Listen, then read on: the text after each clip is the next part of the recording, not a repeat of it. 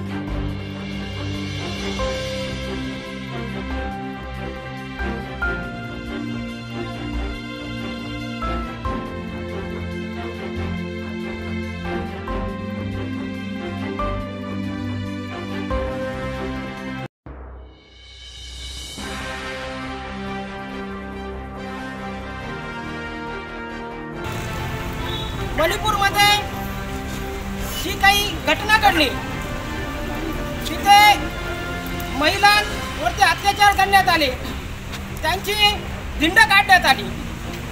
अशा पद्धतीने जर या देशामध्ये या भारत देशाचे राष्ट्रपती जर महिला असेल आणि तिथे जी घटना घडली त्या घटनेच्या ठिकाणी जर राज्यपाल महिला असेल, अशा जर ठिकाणी अशा गोष्टी घडतात तर मग हे सरकार काय करते? तर आपण ही जी काही गोष्ट 2-3 महिन्यापासून चाललेली आहे, जो हिंसाचार तिथे चालू आहे तो कुठेतरी थांबला पाहिजे, थांबवला गेला पाहिजे, सरकारने हस्तक्षेप केला पाहिजे।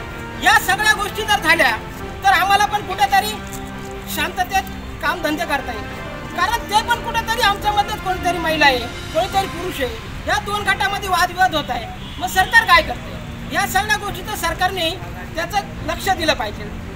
आणि महत्त्वाची विषय एक आहे की जी महिला होती त्यातली एक महिला, मला असं समजलं की देशाचं संरक्षण करणारा जो काही जवान होता तो माजी सैनिक होता। अहो त्या महिलावरती असा अत्याचार करतो म्हणजे चाललंय काय? अहो आम्ही तुम्हाला तिथं कशासाठी पाठवलंय? आमच्या संरक्षणासाठी पाठवलं। ह्या ज्या गोष्टी आहे या चुकीच्या होत आहेत। तर आपण सर्वांनी शांततेत इथपर्यंत जे आले आहोत की इथून पुढे महिलांवरती आणि समाजामध्ये आणि जातीमध्ये वादविवाद नाही झाला पाहिजे, यासाठी आपण निवेदन देण्यासाठी इथं साहेबांना आलो आहोत। त्यासाठी आपण सर्व उपस्थित राहिला, त्याबद्दल मी सर्वांच्या वतीने उपस्थित जेवढे सर्व आहे सर्वांच्या वतीने आपले आभार मानतो।